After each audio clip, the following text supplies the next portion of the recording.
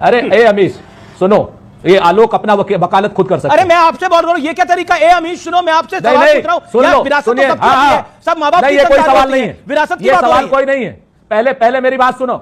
नहीं ये कुछ नहीं है। अगर हम क्या नाम आलोक को संबोधित करके कर रहे हैं, कार्यक्रम मेरा है, आप आलोक को संबोधित करें, आलोक को संबोधित ना करें, कार्यक्रम मेरा है। आप बोल रहे हैं ए अमीश, मैं आपसे सभ्यता के दायरे में बात कर रहा हूं, आप कह रहे हैं ए अमीश।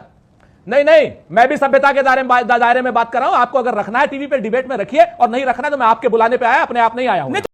पिक्चर चालू करो बे। आलोक भाई फिर से बड़े विद्वान है, भारतीय जनता पार्टी के चंद नए विद्वान लोगों में है।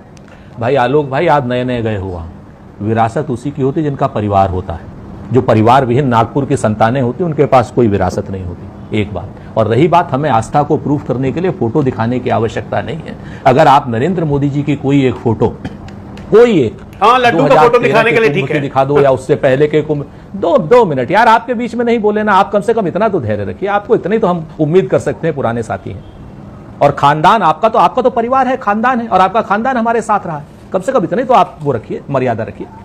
मैं आपको दो चीजें कहता हूं कि विरासत जो है उन्हीं लोगों की होती है जिनके पास परिवार होता है। जिनका परिवार नहीं होता, आपके पास विरासत है, आपकी माता जी की, पिताजी की, आपके पास विरासत है, लेकिन औरों के पास, आपके दल में नहीं है विरासत, तो वो लोग बेचारे अपनी विरासत को खोजते हैं। तो क्या दिक्कत है? ये राजनीतिक विरासत की बात हो रही है, अपने परिवार पर भी, अपने विरासत।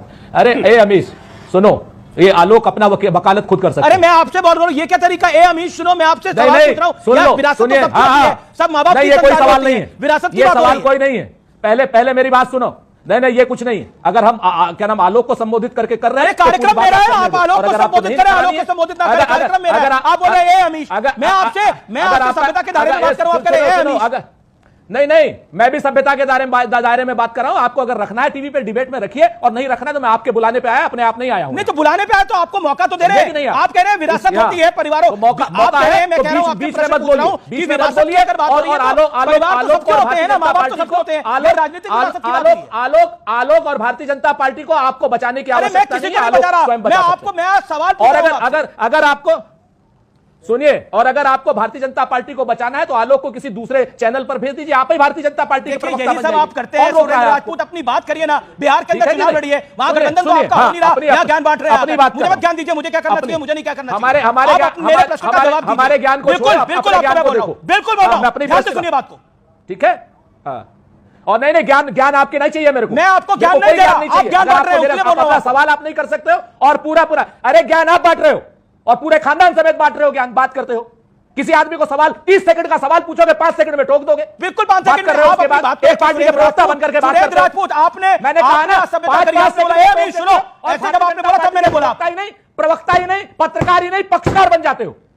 पक्षकार मत बनो। मैं आपको निवेदन कर रहा हूं, अपनी बात हमने भाजपा को आप पर नहीं है, ये डिबेट आप पर नहीं है, इसलिए जनता का टाइम जाया मत करिए। मैंने कहा ना, आप अपनी पार्टी को जनता का टाइम आप जाया करते हैं, जनता का टाइम जैसे लोग जाया करते हैं। अब सुनिए, तो रही बात विरासत उनके पास होगी जिनका अपना खानदान होगा, परिवार होगा, हमें अपना गर्व है अपने उस पर। और दूसरी बात, 2013 से पहले नरेंद्र मोदी जी की एक तस्वीर दिखा दीजिए, कुंभ के स्नान की एक तस्वीर दिखा दीजिए, एक नरेंद्र मोदी जी की, ठीक है? तीसरी बात, कैलाश मानसरोवर की एक तस्वीर दिखा दीजिए, कैलाश मानसरोवर की राहुल गांधी जी की, मैं आपको 10 तस्वीर दिखाते हैं।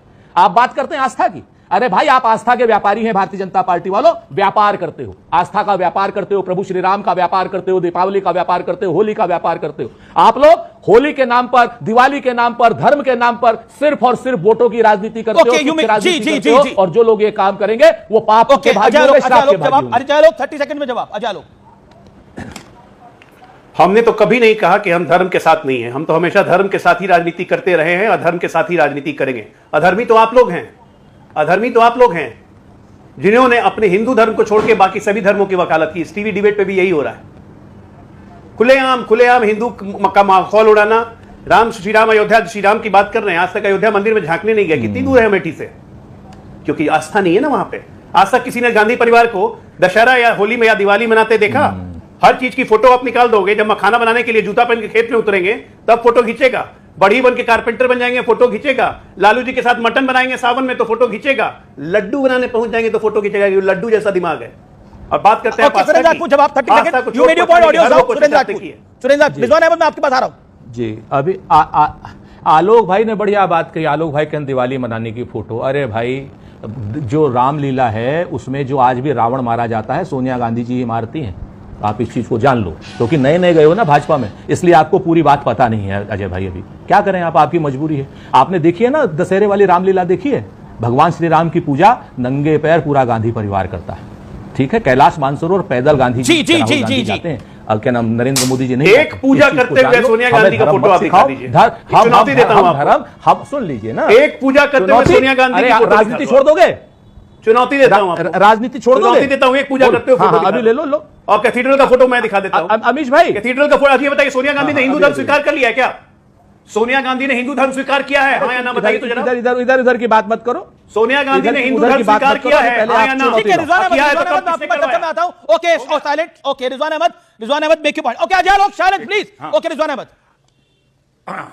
अमीश भाई, दो भाइयों ने हमारे बात बोली। अभी जो कांग्रेस के प्रवक्ता हैं उन्होंने एक बड़ी अजीब बात बोली, यानी इसको मैं बड़ा जिम्मेदारी से कह रहा हूं, ये बहुत एक नेगेटिव बात, दिवालियापन। उन्होंने कहा परंपरा उसकी होती है जिसका खानदान होता है। यानी आज नेशनल टीवी पे कांग्रेस का प्रवक्ता यह बता रहा है कि विचारों की परंपरा होती ही नहीं है। यानी जब हम गांधीयन परंपरा की बात करें तो गांधी जी का खानदान होना उसके लिए जरूरी है, वरना हम गांधी जी की परंपरा की बात ही नहीं कर सकते। यानी इस कांग्रेस के प्रवक्ता के हिसाब से टाटा की कोई लेगेसी नहीं थी। टाटा जब मरा तो अब टाटा नाम का कोई बैकड्रॉप ही नहीं है, कोई परंपरा नहीं है, कोई उनका बिजनेस मॉडल नहीं है, एथिक्स मॉडल नहीं है। बड़ा दिवालियापन है साहब कि एक परिवार के मुंह में हम विचारों की परंपरा को भूल जाते हैं और सिर्फ यह कहते हैं कि जब तक बच्चे पैदा नहीं होंगे तब तक आप उस परंपरा को परंपरा नहीं मान सकते, पहली चीज।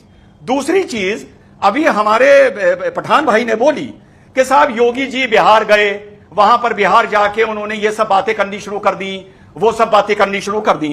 तो ये, और उन्होंने कहा कि साहब भाजपा में होड़ लगी है कि हिंदुओं का बड़ा नेता कौन बनना चाहता है। तो अमीश भाई, मुसलमानों में भी होड़ लगी है। जाकिर नायक से यह बात शुरू हुई थी, उसके बाद आजम खान में होड़ मची है, फिर उसके बाद ओवैसी में होड़ मची है, तौकीर रजा में यूपी में होड़ मची है।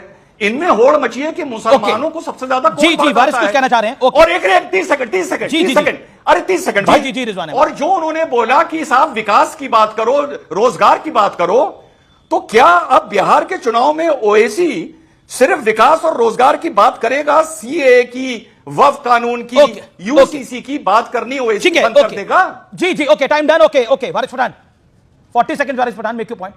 देखिए अमीश भाई, वाकई में बिहार का चुनाव तो हम लड़ रहे हैं, पूरी ताकत के साथ लड़ रहे हैं। हमने तो आपको पता है ना, कहा था कि आइए साथ में मिलकर लड़ेंगे, बीजेपी को हराएंगे, एनडीए को फिर से सत्ता में आने से रोकेंगे। हम तो तेजस्वी के घर तक चले गए थे, अख्तर ईमान पूरी टीम लेकर, हमारे बिहार के जो प्रेसिडेंट है, और वहां जाकर जवाब नहीं है तेजस्वी लालू अपने को कानों को खोल, नहीं तो तेरा फट जाएगा एमवाई समीकरण का पोल।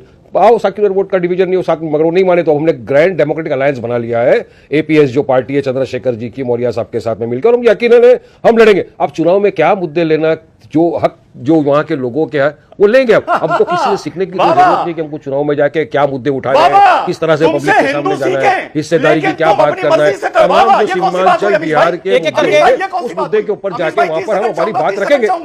अमीश भाई, मैं तो किसके बीच में बोलता ही नहीं हूं, आपको पता है। ओके, रिजवान अहमद